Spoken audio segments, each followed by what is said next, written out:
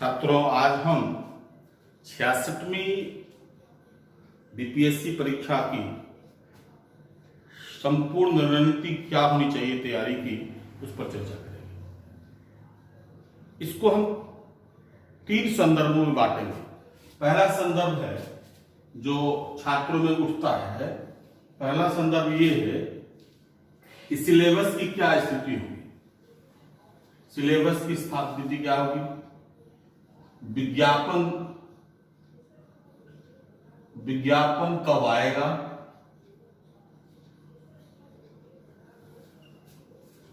और संपूर्णता से तैयारी कैसे करेंगे, संपूर्णता से तैयारी कैसे करेंगे।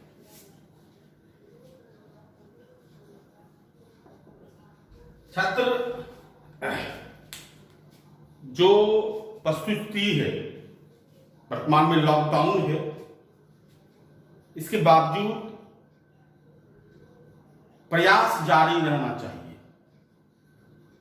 मनुष्य का काम चलना है, रुकना नहीं है।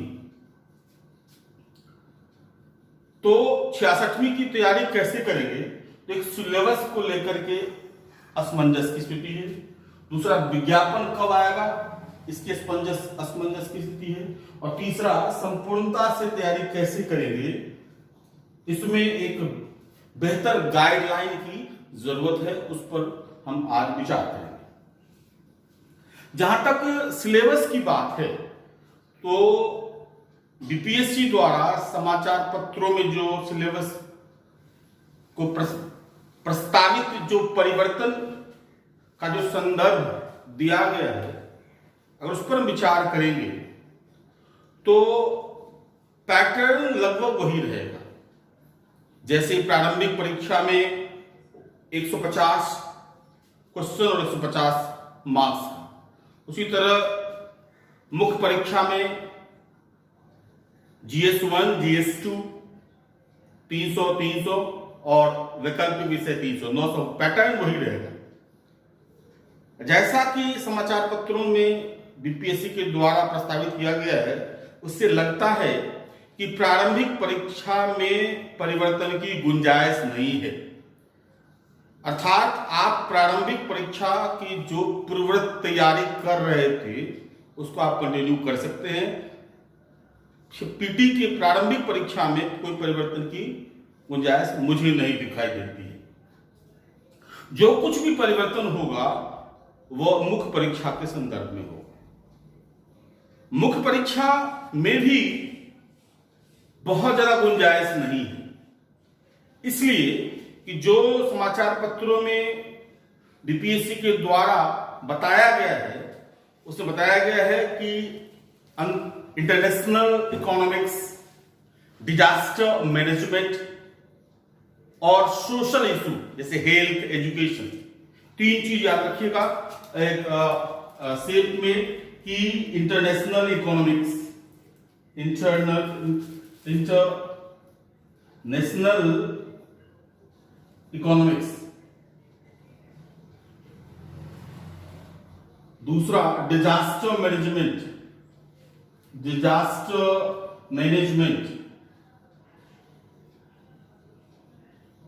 और तीसरा इंटरनेशनल इकोनॉमिक्स, डिजास्टर मैनेजमेंट, और थर्ड आप रख सकते हैं सोशल इश्यूज।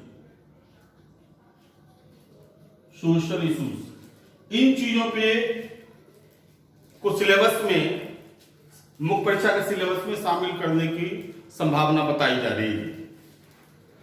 लेकिन अगर आप पिछले वर्षों के प्रश्नों की प्रकृति को अगर देखेंगे, तो इंटरनेशनल इकोनॉमिक्स या डिजास्टर मैनेजमेंट या सोशल इशू से जुड़े हुए प्रश्न आते रहे। WTO या IMF से जुड़े हुए प्रश्न आते रहे हैं। शिक्षा, स्वास्थ्य में सुधार से संबंधित प्रश्न आते रहे हैं। आपदा से निपटने के प्रश्न आते रहे हैं। तो इसमें भी बहुत ज्यादा गुंजाइश नहीं है। हाँ, ये हो सकता है कि जैसा कि कहा गया कि यूपीएससी के पैटर्न को फॉलो करा जाएगा, तो हो सकता है इन विषयों को विस्तार देने के लिए प्रश्नों की संख्या बढ़ाई जा सकती है। वर्तमान में GS1 या GS2 में 8 प्रश्न दिए जा रहे हैं। तो इन विषयों को या तो कुछ पार्ट GS1 में डाल दिया जाएगा, कुछ GS2 में डाल दिया जाएगा और प्रश्नों की संख्या को बढ़ा करके 10 या 12 किया जा सकता है। गुंजाइश उतना ही है, GS में बहुत ज्यादा गुंजाइश नजर नहीं आती है। अगर परिवर्तन की जो संभावना ज्यादा नजर आती है वो वैकल्पिक विषयों को लेकर। वैकल्पिक विषयों में एक तो यह है कि LSW को या तो हटाने की चर्चा हो रही है या LSW में व्यापक परिवर्तन की चर्चा हो रही है। जैसा कि आप जानते हैं कि अधिकतर छात्र LSW का विषय लेते हैं तो उनके लिए एक थोड़ी समस्या है। दूसरा यह भी कहा गया कि वैकल्पिक विषयों को UPSC के समकक्ष ला दिया जाएगा, तो इससे हो सकता है अन्य वैकल्पिक विषय को इस सिलेबस को थोड़ा बढ़ा दिया जाएगा और उसको UPSC के समकक्ष लाया जा सकता है। इसके अलावा मैं बहुत ज्यादा व्यापक परिवर्तन नहीं देखता हूं। दूसरा प्रश्न है विज्ञापन कब आएगा। जैसा कि पहले प्रस्तावित था कि जून तक विज्ञापन आने की संभावना थी, लेकिन आज जो लॉकडाउन की परिस्थिति है और कोरोना का जो संकट है, मेरे अनुसार से वैकेंसी या विज्ञापन आ सकता है, लेकिन उसमें भी बहुत ज्यादा घबराहट मेरे हिसाब से करने की जरूरत नहीं है।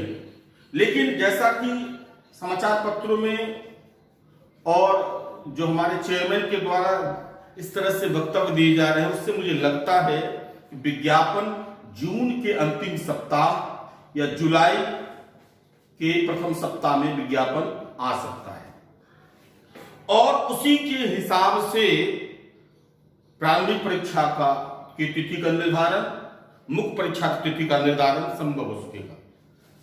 और आपको पता है कि सितंबर अक्टूबर में बिहार में इलेक्शन भी होने की संभावना है, इसलिए प्रारंभिक परीक्षा आप ये मान के चले इलेक्शन के बाद नवंबर के आसपास में होने की संभावना है। और अगर नवंबर में प्रारंभिक परीक्षा होती है तो उसके बाद रिजल्ट आएगा, फिर मुख्य परीक्षा होगी, तो उसमें थोड़ा समय ले सकता है। तो छात्रों को सलाह यह है कि 66वीं की जो तैयारी करनी है वो संपूर्णता से तैयारी करनी है।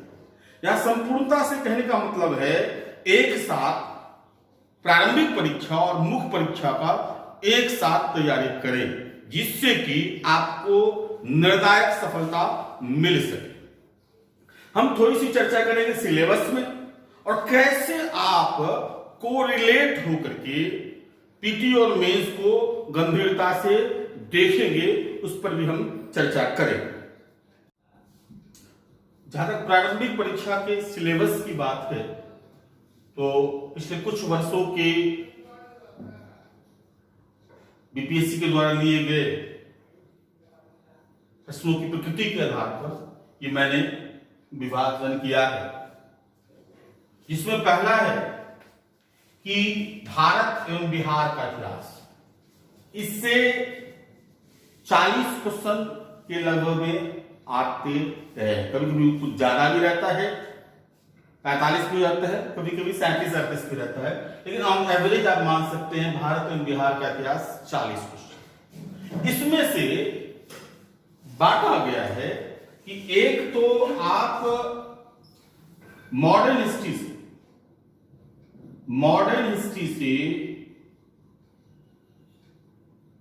15 क्वेश्चन, मॉडर्न हिस्ट्री से 15 क्वेश्चन ये रेगुलर है, और 10 क्वेश्चन जो है वो बिहार हिस्ट्री से आते हैं, बिहार हिस्ट्री से। इसमें भी मॉडर्न ही ज्यादा कॉन्सेंट्रेटेड होता है, 1-2 क्वेश्चन मध्यकालीन भारत से, और प्राचीन भारत को इसलिए लेते हैं कि प्राचीन भारत का जो इतिहास है वो भारत का इतिहास है, तो 2-3 क्वेश्चन जो है वो मिडाइवल हिस्ट्री से, और मैक्सिमम मॉडर्न हिस्ट्री से क्वेश्चन होता है बिहार हिस्ट्री से। तो 15-10-25 और 10 क्वेश्चन के लगभग में वह एंसेंट हिस्ट्री से होता है। एंशिएंट हिस्ट्री से, और 5 क्वेश्चन आप मान के रखें मेडाइवल हिस्ट्री से। ये 40 क्वेश्चन आते हैं। मॉडर्न 15, 10 क्वेश्चन बिहार हिस्ट्री से, जिसमें से अधिकतर मॉडर्न हिस्ट्री से होते हैं, 1-2 मेडाइवल से होते हैं, 10 क्वेश्चन एंशिएंट हिस्ट्री से और 5 मेडाइवल से। ये 40 क्वेश्चन पूछे जाते हैं। इसके लिए आपको क्या करना है, कैसे तैयारी करेंगे इसको? तो इसमें एक तो एनसीईआरटी आप 9th 10th को देख सकते हैं। ये खास के modern history, ancient history, medieval history देख सकते हैं। इसके अलावा बिहार हिस्ट्री से जुड़ी हुई 2 पुस्तक प्रमाणिक माना जाता है। एक तो बिहार ग्रंथावली या बिहार अकादमी के द्वारा जो प्रकाशित पुस्तक है वो ज्यादा प्रमाणिक है। हाँ, आप इम्तियाज अहमद का सहारा ले सकते हैं, लेकिन बिहार ग्रंथ अकादमी की भी पुस्तकें आती हैं जिसमें संपूर्णता से बिहार हिस्ट्री के बारे में दिया हुआ है। अगर उसको आप पढ़ेंगे तो आपको मुख्य परीक्षा में भी बिहार से संबंधित जानकारियों को इनपुट करने का अवसर मिलेगा। बिहार ग्रंथ अकादमी का जो पुस्तक है, वैसे इम्तियाज अहमद की लोग बराबर पढ़ते हैं, लेकिन मेरा सुझाव है बिहार ग्रंथ अकादमी को एक बार देख लिया जाए। खास के मॉडर्न बिहार हिस्ट्री से जुड़े हुए तथ्यों पर अगर आप ध्यान दे देंगे बिहार ग्रंथ अकादमी में, तो मुख्य परीक्षा का जो उत्तर होगा वो आपका बेहतर हो जाएगा। प्रारंभिक परीक्षा की तो जानकारी हो ही जाएगी, मुख्य परीक्षा का स्तर आंसर लिखने का वो आपका बेहतर हो जाएगा। इसके अलावा आप जब इसको कंसंट्रेटेड करेंगे तो मॉडर्न हिस्ट्री का जो 15 क्वेश्चन है तो ये बहुत इंपॉर्टेंट है। और याद रखिएगा, अगर कला और संस्कृति में मौर्य कला, पाल कला को अगर आप तैयारी कर लें साथ साथ इतिहास में, और उसके बाद मॉडर्न हिस्ट्री जब भी तैयारी करें तो संपूर्णता से तैयारी करें, जिसमें कि प्रारंभिक परीक्षा भी हो और मुख्य परीक्षा की भी तैयारी एक साथ हो जाए। हम मुख्य परीक्षा की तैयारी में विशेष रणनीति बताएंगे। करंट अफेयर्स में क्या होता है, अंतरराष्ट्रीय क्वेश्चन भी पूछे जाते हैं, राष्ट्रीय भी पूछे जाते हैं और बिहार से भी पूछे जाते हैं। ऐसा है कि 5 से 8 क्वेश्चन बिहार हिस्ट्री से आते हैं, बिहार करंट अफेयर्स, सॉरी 5 से 8 क्वेश्चन बिहार करंट अफेयर्स से आते हैं, और 10 से 12 क्वेश्चन अंतरराष्ट्रीय से आते हैं, और 15 से 16 क्वेश्चन ये वेरी करता रहता है। लेकिन अगर एक एवरेज अगर आप लेंगे 30 को अगर बांटते हैं तो 6 रख लीजिए आप बिहार से, बिहार का करंट अफेयर्स भी आपको देखना पड़ेगा 6, और 12 राष्ट्रीय रख लीजिए और 12 अंतरराष्ट्रीय। ऑन एवरेज में बता रहा हूं, लिस्ट फिक्स नहीं है, आप ये मान के रखें 12 राष्ट्रीय, 12 अंतरराष्ट्रीय और 6 जो है बिहार हिस्ट्री से जुड़ा हुआ, बिहार करंट अफेयर से जुड़ा हुआ प्रश्न आपको आता है।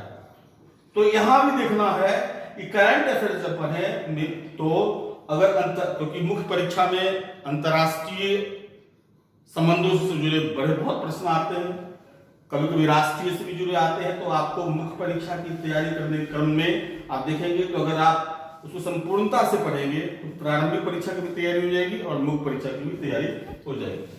साइंस एक ऐसा है जो फिजिक्स, केमिस्ट्री, बायोलॉजी, इसमें ज्यादा फोकस करता है बायोलॉजी।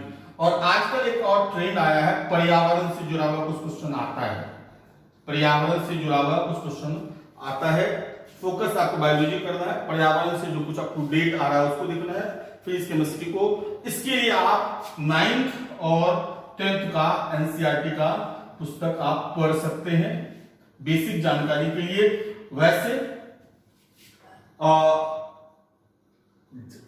और भी कई मटेरियल मार्केट प्रोवाइड है, लेकिन उसमें अनिश्चित की स्थिति है, तो सबसे बेहतर है कि आप 9th 10th का एनसीईआरटी पढ़ लें, फिजिक्स, केमिस्ट्री, बायोलॉजी, और पर्यावरण से जुड़ी हुई जो दैनिक समाचार पत्रों में या मैगजीन में आते हैं उस पर आप कंसंट्रेट करके उसको आप बेहतर बना सकते हैं। ज्योग्राफी में 15 से 20 क्वेश्चन आते हैं। इसमें एक चीज याद रखिएगा, इसका भी 3 फ्रेम है, एक अंतरराष्ट्रीय भूगोल से जुड़ा हुआ, दूसरा राष्ट्रीय भूगोल से जुड़ा हुआ और दूसरा बिहार भूगोल से जुड़ा हुआ। आपको तीनों कवर करना है। मुख्य परीक्षा में अब इसकी प्रासंगिकता लगभग कम हो गई है, तो आप इसको फैक्चुअली ही याद करें, ज्यादा बेहतर होगा ज्योग्राफी को लेकर। तीसरा इकोनॉमिक्स, 10 से 15 क्वेश्चन आते हैं इससे। मुख्य परीक्षा में बहुत इंपॉर्टेंट है, लेकिन प्रारंभिक परीक्षा में पिछले 2-3 बीपीएससी से लग रहा है कि इकोनॉमिक्स के बेसिक क्वेश्चन नहीं पूछे जाते हैं, बल्कि इकोनॉमिक सर्वे से पूछा जाता है। वो क्वेश्चन आ रहा है इकोनॉमिक सर्वे से। इकोनॉमिक सर्वे, इकोनॉमिक सर्वे का मतलब है कि इकोनॉमिक सर्वे ऑफ इंडिया और Bihar, economic survey of India और इकोनॉमिक सर्वे ऑफ बिहार को अगर आप संपूर्णता से देख लेंगे तो 15 क्वेश्चन, 10 से 15, लेकिन अभी ट्रेन 15 क्वेश्चन का है, तो 15 क्वेश्चन आपको आपकी तैयारी हो जाएगी।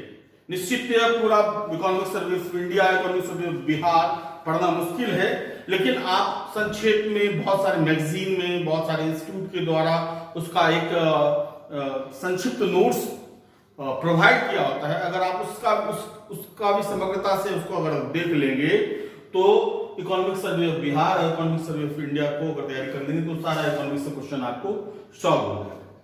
पॉलिटी का क्वेश्चन 10 से 15 क्वेश्चन आते हैं। पिछली बार मैंने देखा है कि कुछ क्वेश्चन कंसेप्ट से जुड़े हुए होते हैं। मेरा इसमें मानना है, चाहे वो पॉलिटी से हो, चाहे वो इकोनॉमिक्स से हो, चाहे इतिहास से हो, कंसेप्चुअल क्वेश्चन जैसे मुख्य विशेषता, कारण, परिणाम, इससे जुड़े हुए जो प्रश्न आते हैं उसमें थोड़ा सा गंभीरता और थोड़ा सा दिमाग लगाने की जरूरत है। कभी भी कारण, परिणाम या विशेषता एक नहीं होगा। जब भी इस तरह का प्रश्न होगा तो बीपीएससी के ई ऑप्शन को आप चुनेंगे तो आपका 90% संभावना है आपका आंसर सही होगा, क्योंकि कारण, परिणाम या विशेषता एक नहीं हो सकता है। तो इस तरह का एनालिटिकल क्वेश्चन जो होगा उस पर आप आंसर ई डालेंगे। मैंने देखा है इकोनॉमी और पॉलिटी से जुड़े हुए बहुत सारे प्रश्न इसी तरह के आए थे और उसका आंसर ई दिया गया था, और इस चीज को आप थोड़ा सा गंभीरता से देख लेंगे। उसके अलावा है मैथ, रीजनिंग, कभी कभी 1-2 रीजनिंग पूछा जाता है और कभी कभी मैथ पूछा जाता है, लेकिन इसमें आप मान के रखेंगे कमर्शियल मैथ पूछा जाता है। रीजनिंग भी बहुत उच्च स्तर का नहीं होता है। अगर आप कमर्शियल मैथ के बेसिक जानकारी आप रख लेते हैं तो 10 से 10 क्वेश्चन आपकी तैयार हो जाएगी, जिसमें नंबर सिस्टम को देख सकते हैं, प्रॉफिट एंड लॉस को देख सकते हैं, परसेंटाइल को देख सकते हैं, इसके अलावा मेंसुरेशन से जुड़े हुए देख सकते हैं, टाइम ऑन वर्क देख सकते हैं। इन चीजों को अगर आप कंसंट्रेट कर लेंगे तो ये 10 के 10 क्वेश्चन आ सकते हैं। जहां तक प्रारंभिक परीक्षा में सिलेक्शन की बात है तो पिछले 4-5 बीपीएससी में देख रहे हैं कि सीटें कितनी भी हो, रिजल्ट कितनी भी दी जाए, कटअप में बहुत ज्यादा वेरिएशन नहीं है। मेरा मानना है कि जो ऑन एवरेज 97 पिछले कई बीपीएससी से हम ये देख रहे हैं कि 97 के आसपास में ये वैरी कर जाता है। तो अगर आप 100 को मान लेते हैं, बेसिक 100 हमको आना चाहिए, तो आप सेफ हैं। लेकिन एक चीज और ध्यान में रखेंगे कि बीपीएससी के द्वारा जो पहली बार जो आंसर जारी किया जाता है उसमें हर एक बार पिछले 4-5 बीपीएससी हम देख रहे हैं 8 से 10 क्वेश्चन का परिवर्तन किया जाता है। तो हो सकता है कुछ आपका सही भी हो जाए और कुछ गलत भी हो जाए। तो आप अगर हो सकता है 100 आपने सही करा पहले आंसर से और पता चला बाद में 95 आ गया, सिलेक्शन बाहर हो जाए, तो मेरे हिसाब से 97 से आप +8 कर लें, यानी 105 का टारगेट आप रख करके प्रारंभिक परीक्षा को करेंगे तो आप सेफ जोन में रहेंगे। मैं ये सामान्य छात्रों के लिए कर रहा हूं, हालांकि धीरे धीरे आरक्षण में के वर्ग के छात्रों में भी जो मार्जिन है बहुत कम हुआ जा रहा है, इसीलिए चाहे लड़का हो चाहे लड़की हो या आरक्षण के वर्ग के छात्र हो, उन सबको भी टारगेट 105+ रखना चाहिए, उससे कम नहीं तो बाद में हो सकती समस्या हो जाए, 1-2 नंबर से आपका सिलेक्शन ना हो। तो आप एक संपूर्णता से इसको करेंगे तो प्रारंभिक परीक्षा की तैयारी संभव हो जाएगी। अब हम मुख्य परीक्षा की रणनीति पर ध्यान देंगे। मुख्य परीक्षा में 4 वर्ग में बांटा है। सामान्य हिंदी जो 100 मार्क्स का होता है, लेकिन यह क्वालिफाई होता है, आपको सिर्फ 30 मार्क्स लाना है। इसके बाद मुख्य विषय आता है GS1 जो 300 मार्क्स का है, उसको 3 पार्ट में बांटा गया है। इतिहास, कला एवं संस्कृति जो भारत एवं बिहार के संदर्भ में आता है। 3 क्वेश्चन लिखने होते हैं, 38 गुणे 314। उसके बाद समसामयिकी, इसमें राष्ट्रीय और अंतरराष्ट्रीय 38 गुणे 3 114।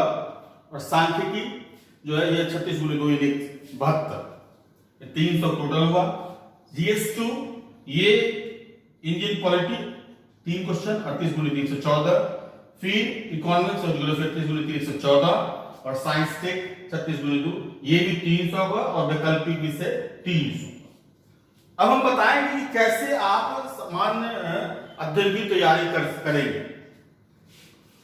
और वैकल्पिक विषय को हम अलग से लेंगे, लेकिन हालांकि इस पर कुछ चर्चा आज हम कर देंगे। सामान्य अध्ययन में लिखिएगा इतिहास, कला एवं संस्कृति। तो कला पहले लिखिए, कला एवं संस्कृति। तो कला एवं संस्कृति में एक मौर्य काल हुआ, एक पाल कला हुआ, मौर्य कला, पाल कला और पटना कला।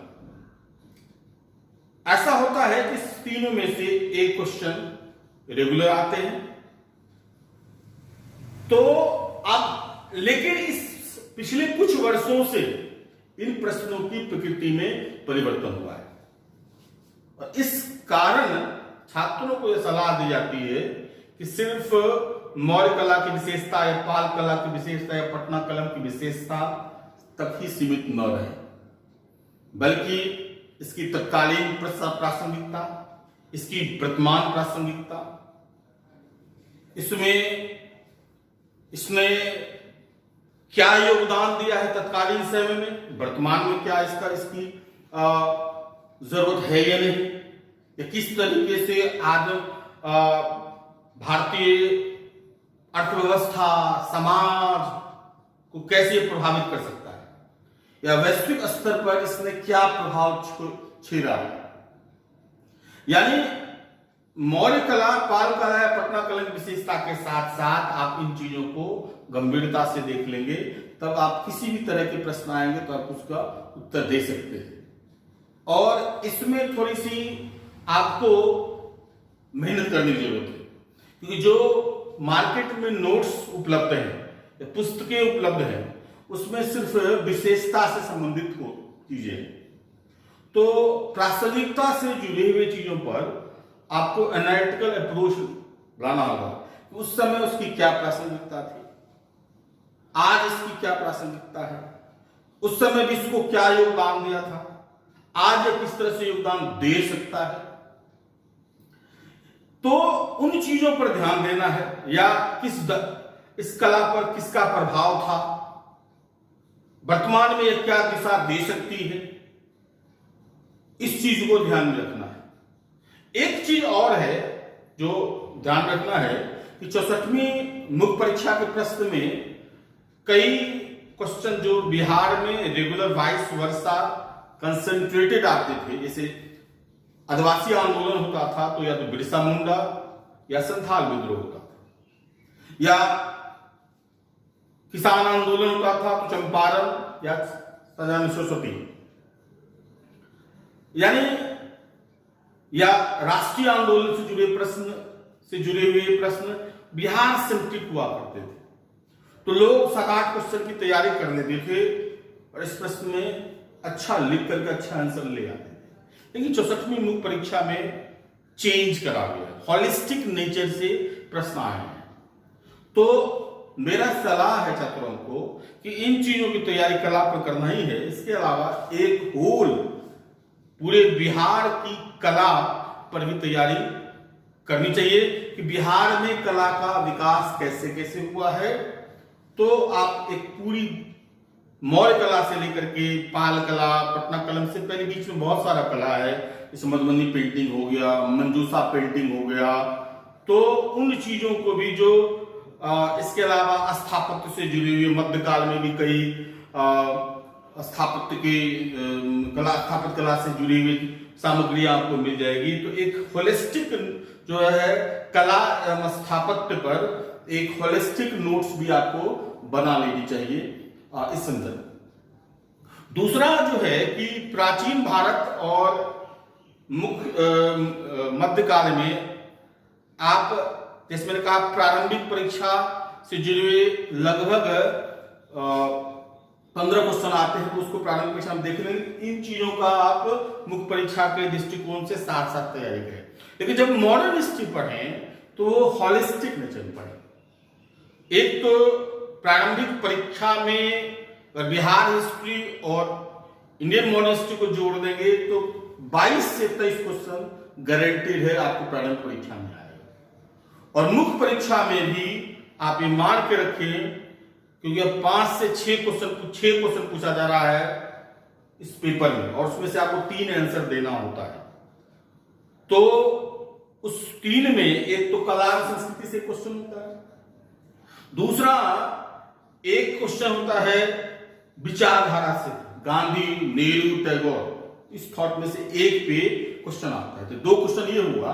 रेस्ट जो 4 क्वेश्चन आते हैं वो आप मान के रखे मॉडर्न हिस्ट्री से जुड़े हुए चीजों से ही होते हैं। तो आप मॉडर्न हिस्ट्री को हॉलिस्टिक पढ़िएगा, जो भी चैप्टर पढ़िएगा, विशेषकर 1857 के विद्रोह को पढ़ना है तो 1857 के विद्रोह को हॉलिस्टिक में पढ़िएगा। पहला कि एक तो 1857 भारत के संदर्भ में क्या है, फिर बिहार के संदर्भ में, तो कारण, परिणाम, स्वरूप, इस सब पर ध्यान देना है, भारत के संदर्भ में भी और बिहार के संदर्भ में। और उसी में आप प्रारंभिक परीक्षा से जुड़े हुए अगर आप इसको हॉलिस्टिक वे में पढ़ेंगे, जैसे वो 1857 विद्रोह से कोई भी क्वेश्चन प्रारंभिक परीक्षा में आएगा तो आपका आंसर बन जाएगा, क्योंकि आप हॉलिस्टिक भारत और हॉलिस्टिक बिहार के संदर्भ में देखा। उसी तरह गांधीवादी आंदोलन को देखेंगे तो बिहार से चंपारण सत्याग्रह हुआ, या भारत छोड़ो आंदोलन हुआ, असहयोग आंदोलन हुआ, सविनय अवज्ञा आंदोलन हुआ। तो जब भी आप इसको पढ़ें तो भारत के संदर्भ में भी और बिहार के संदर्भ में भी, मुख्य परीक्षा के दृष्टिकोण से भी, प्रारंभिक परीक्षा के दृष्टिकोण से भी, वो कंप्लीट अगर आप उस चीज को पढ़ेंगे भारत और बिहार के संदर्भ में मिला करके, तो बिहार हिस्ट्री से जुड़ी प्रारंभिक परीक्षा का भी हो जाएगा और मुख्य परीक्षा की भी तैयारी हो जाएगी। जैसे किसान आंदोलन पढ़ना है तो जैसे पिछली बार जनजातीय आंदोलन पूरा हॉलिस्टिक पूछा गया था, तो आपको किसान आंदोलन पढ़ना है तो हॉलिस्टिक पढ़ना है, सामाजिक धार्मिक सुधार आंदोलन पढ़ना है तो हॉलिस्टिक पढ़ना है। उसी तरह राष्ट्रीय आंदोलन से जुड़े हुए राष्ट्रवाद का विकास या शिक्षा का विकास या सांप्रदायिकता का विकास, इसको आप हॉलिस्टिक में पढ़ेंगे, पूरे भारत के संदर्भ में पढ़ेंगे, और जो उससे जुड़ा हुआ बिहार का है वहीं पर आप उसको जोड़ देंगे, मुख्य परीक्षा से भी जुड़ा हुआ और प्रारंभिक परीक्षा से भी जुड़ा हुआ।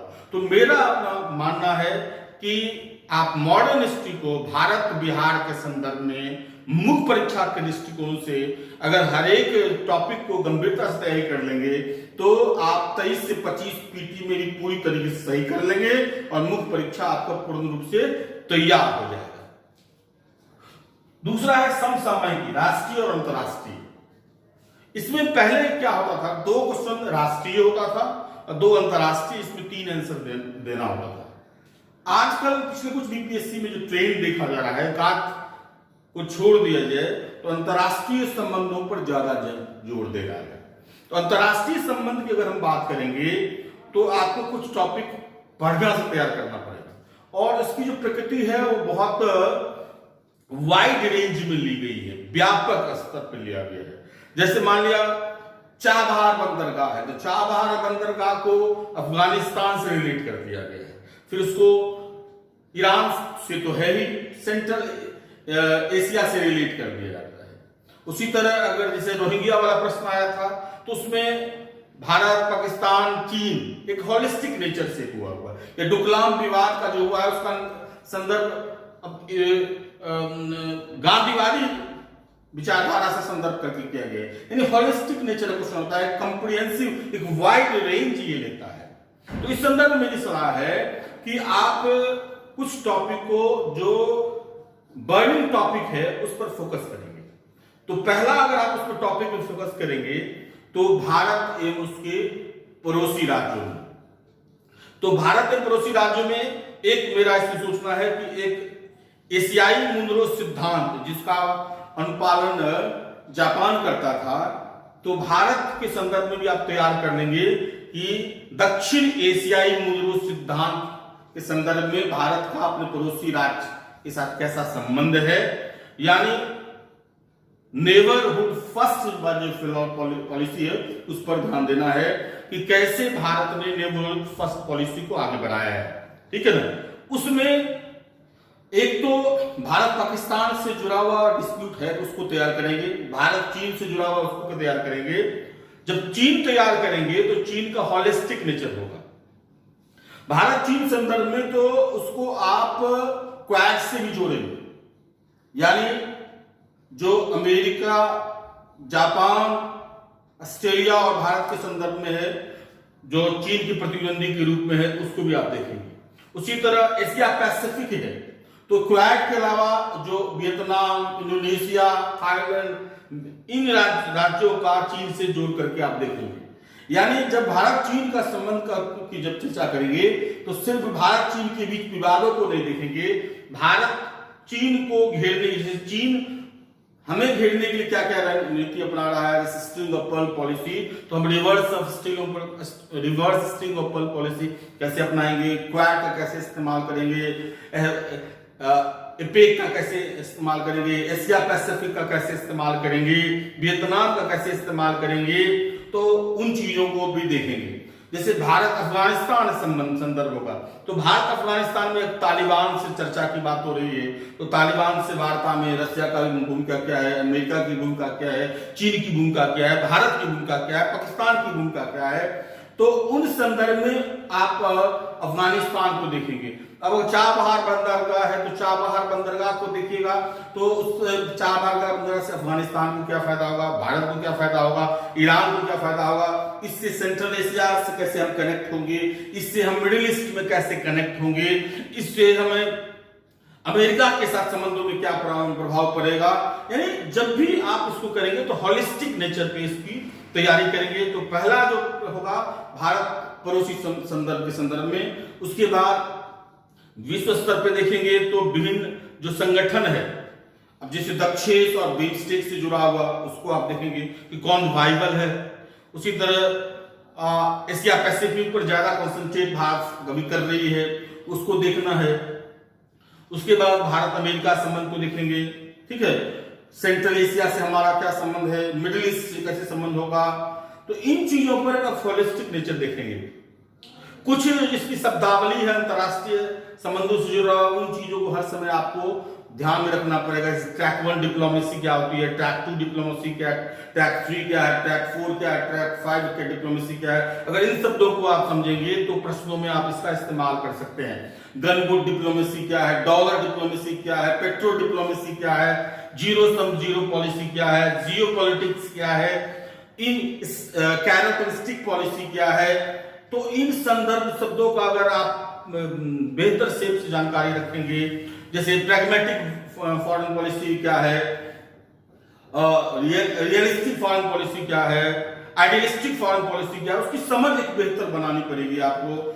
एक नया से पाया है कि इंडियन डायस्पोरा का क्या योगदान है, इंडियन डायस्पोरा ने भारत, तो ये अंतरराष्ट्रीय संबंध को आप गंभीरता से देखेंगे तो आपको सारे प्रश्नों का उत्तर आया जाएगा। राष्ट्रीय संदर्भ में कुछ बहुत पॉपुलर क्वेश्चन होते हैं उसको ही अब उठाया जाता है, जैसे उस समय डोकलाम विवाद को लेकर के, तो वो अंतरराष्ट्रीय दोनों संदर्भ है, या रोहिंग्या जो है वो राष्ट्रीय अंतरराष्ट्रीय दोनों संदर्भ है। देखिएगा तो मोड जो है वो अंतरराष्ट्रीय संबंध पे है, लेकिन कुछ जो बर्निंग टॉपिक है, जैसे मान लिया भारत ने नागरिकता से संबंधी संशोधन किया है, तो नागरिकता से संबंधी संशोधन को भारत के संदर्भ में तो देखना ही है, इसका रिएक्शन कैसे कैसे हुआ, भारत के बाहर ऐसा कैसे रिएक्शन हुआ, किन किन देशों ने क्या रिएक्शन दिया, उस संदर्भ को भी देखना पड़ेगा। फिर अगर डिस्प्यूट जो इंटरनल में अगर कुछ हुआ, जम्मू कश्मीर से जुड़ा हुआ जिसने 70 हटाया गया, तो वैश्विक परिप्रेक्ष्य में इसकी क्या प्रतिक्रिया हुई, उन चीजों को भी हॉलिस्टिक रूप में देखना पड़ेगा। अंतरराष्ट्रीय संबंध एक का जो प्रश्नावली का जो प्रकृति है, प्रश्न का जो प्रकृति है वो बहुत मुझे लगता है कि यूपीएससी स्तर से भी बेहतर प्रश्न आता है और आपको उस संदर्भ से होलिस्टिक वे में इसकी तैयारी करनी है।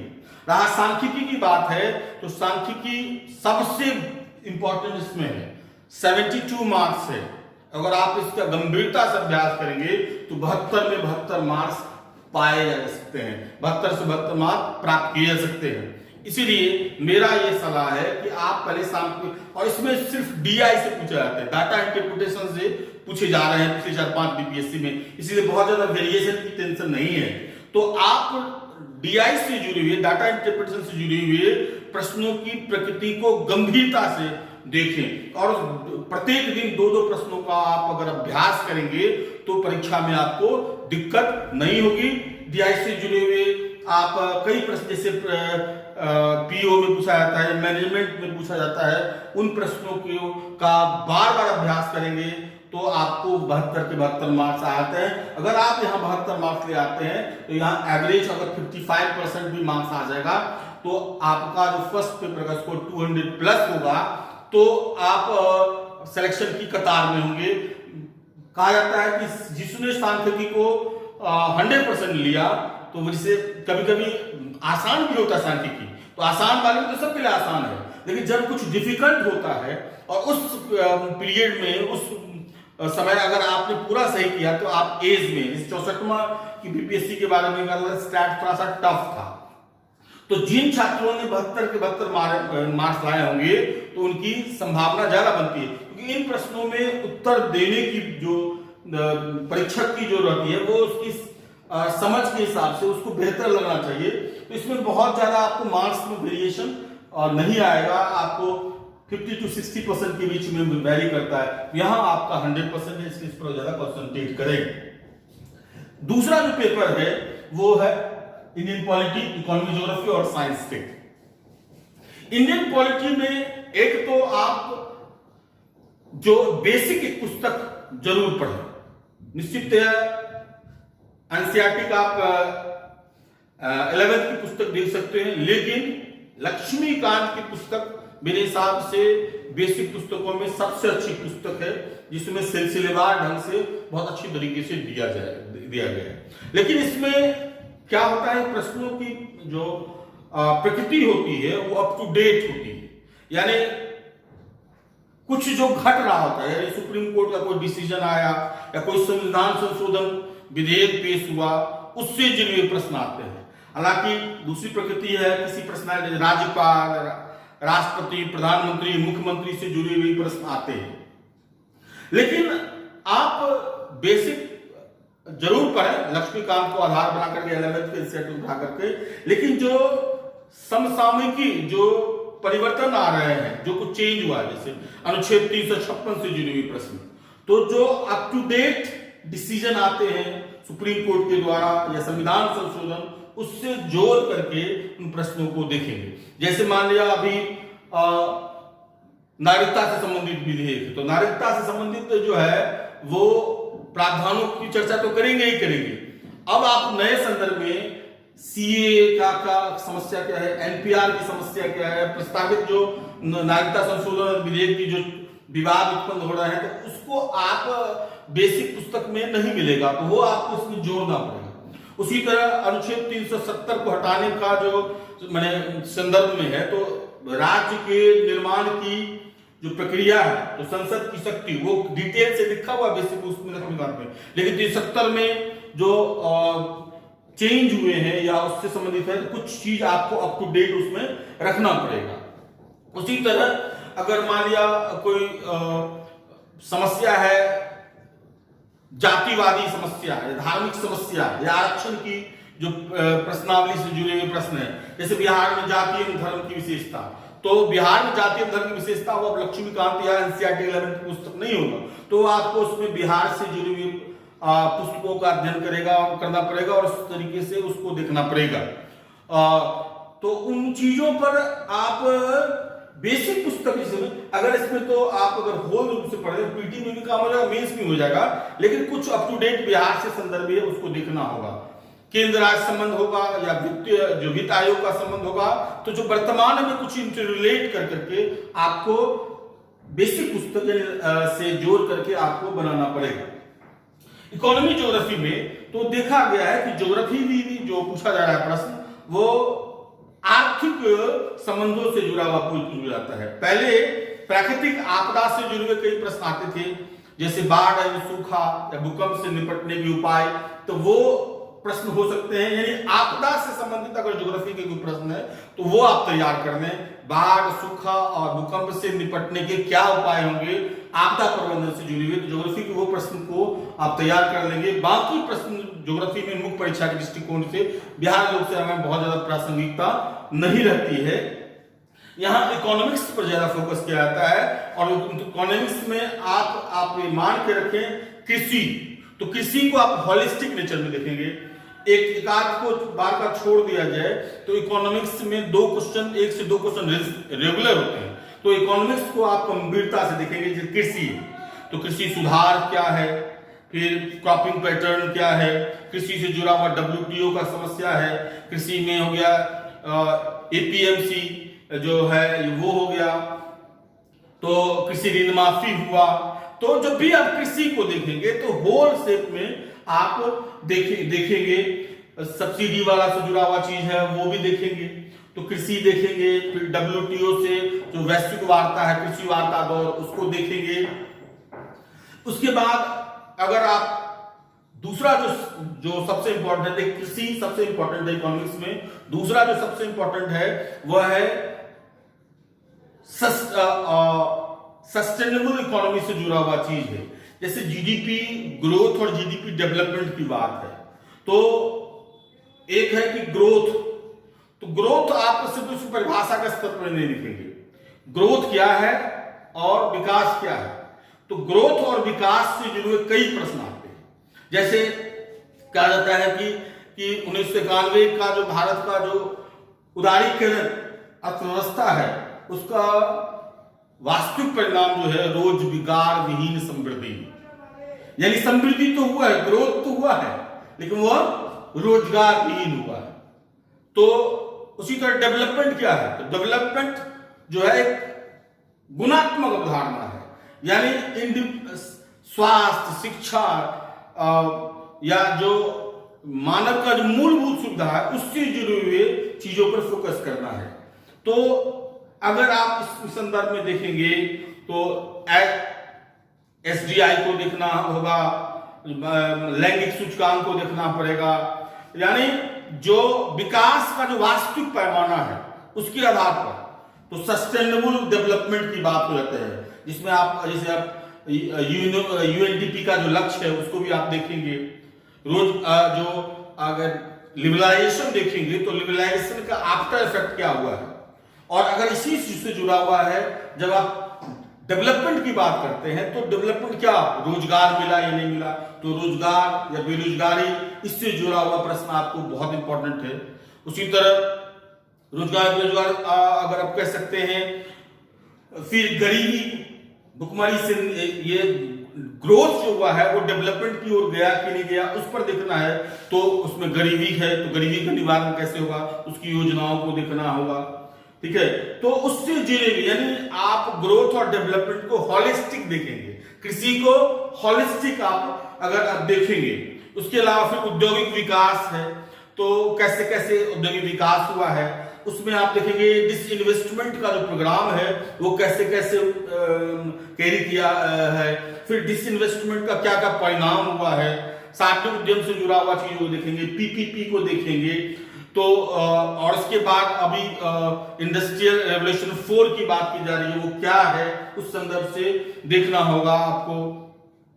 तो अगर आप कृषि, उद्योग और जो डेवलपमेंट से जुड़ी हुई चीजों को देख लेंगे तो इकोनॉमिक आपका हॉलिस्टिक वे में हो जाएगा।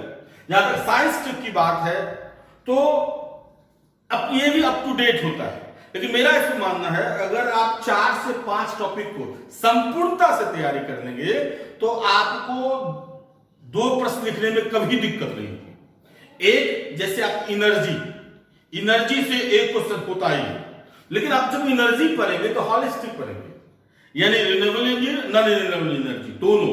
इसमें एटॉमिक एनर्जी को भी देखेंगे, उसका कैसे कैसे विकास हुआ है, उसकी साइंटिफिक थ्योरी क्या है, ठीक है ना, उस पर देखेंगे।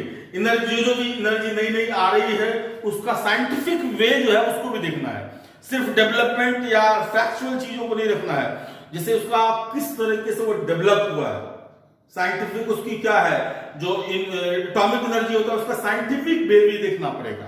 तो आप एनर्जी जब देखेंगे तो होल एनर्जी आप देख लेंगे, तो आप एक तो हो गया होल एनर्जी। दूसरा स्पेस टेक्नोलॉजी, इसमें हम बहुत आगे बढ़ रहे हैं, तो स्पेस टेक्नोलॉजी को हॉलिस्टिक में देखना है। स्पेस टेक्नोलॉजी जो है वो हमारे भारत के विकास में क्या योगदान रहा है, हेल्थ सेक्टर में, एजुकेशन सेक्टर में, और सोशल सेक्टर में। इसके अलावा फिर ट्रेड एंड कॉमर्स में हम आज हमारा जो एंट्रिक्स है वो ट्रेड एंड कॉमर्स में वैश्विक स्तर पर हमारा स्पेस जो सेंटर है वो काफी काम कर रहा है। तो उस तरीके से स्पेस टेक्नोलॉजी को हॉलिस्टिक वे में आपको देखना पड़ेगा। उसके बाद पॉल्यूशन, और ये बहुत बर्निंग टॉपिक है। आप अभी की जो समस्या अभी जो देख रहे हैं कि कोप सम्मेलन, कई सम्मेलन हुए, लेकिन हमने पर्यावरण की समस्याओं को हम दूर नहीं कर पाए। जो 90 के स्तर को पाने की बात कही गई थी, लेकिन अगर देखा जाए इस लॉकडाउन में 1990 के स्तर को लगभग पा लिया गया है। तो पॉल्यूशन से के क्या कारण है, पॉल्यूशन से कैसे निपटा जाएगा, तो सारे पॉल्यूशन को आप एयर, वाटर, ठीक है, ग्राउंड, ये सारे पॉल्यूशन को देखेंगे। रेडिएशन से जुड़ा, एटॉमिक रेडिएशन से जुड़ा हुआ है, थर्मल पॉल्यूशन हो गया, होलिस्टिक पॉल्यूशन देखेंगे। तो अगर आप एक 3 टॉपिक, ये हुआ पॉल्यूशन हो गया, स्पेस टेक्नोलॉजी हो गया, एनर्जी हो गया, और आप बायोटेक्नोलॉजी से जुड़े हुए कुछ प्रश्नों को आप ले सकते हैं, जिसका जो है साइंटिफिक वे क्या है और वो किस तरह भारत की अर्थव्यवस्था को, उद्योग को, समाज को, कृषि को बदल रहा है। उस संदर्भ में आप बायोटेक्नोलॉजी को देखेंगे तो वो ज्यादा आपको चीजों को कवर कर लेगा। अगर आप इन 4-5 टॉपिक को अगर देख लेते हैं तो एक मान के रखें, लेकिन जब भी देखेंगे तो वो हॉलिस्टिक रूप में देखेंगे, जिससे कि किसी भी तरह का प्रश्न होगा तो हम आपको आंसर दे देंगे। जैसे मैंने ये 4 टॉपिक का चर्चा किया है, तो आप मान के रखेंगे कि इससे एक ने क्वेश्चन आना ही आना है, यानी 4 क्वेश्चन से अगर आपको 4 क्वेश्चन ज्यादा संभावना है, तो 3 क्वेश्चन आना ही है। तो 3 क्वेश्चन आप 4 टॉपिक को गंभीरता से पूरी तरीके से आप कर लेंगे, 3 क्वेश्चन है, आपको 2 आंसर देना है। लेकिन जब भी याद रखेंगे कि जो भी टॉपिक पढ़े वो कंप्रीहेंसिव पढ़े, यानी उससे जुड़ा हुआ कोई भी प्रश्न हो तो हम उसका उत्तर दे सकते हैं। उससे नहीं तो कुछ लड़के क्या करते हैं, बहुत ज्यादा सारा टॉपिक को पढ़ लेते हैं और कोई भी मतलब कंप्लीट पढ़ के नहीं आते हैं, कुछ जानकारी एक सिलेक्टेड टॉपिक को ले करके करते हैं। तो उससे क्या होता है कि प्रश्न की प्रकृति बदलते ही उनका आंसर उच्च स्तर का नहीं होता है। यानी जो भी आप टॉपिक पढ़े वो हॉलिस्टिक पढ़े, उससे जुड़ा हुआ कुछ भी प्रश्न आए उसका बेहतर तरीके से आंसर दे सके, इस चीज पर टॉपिक को आप छांट लें, सेलेक्टेड टॉपिक को देख लें, जो पिछले प्रश्नों के आधार पर आप निकाल करके आप देख सकते हैं, उसके हिसाब से आप अपनी रणनीति बना सकते हैं। अगले क्लास में अगले में हम वैकल्पिक विषय पर चर्चा करेंगे। आज के लिए इतना ही।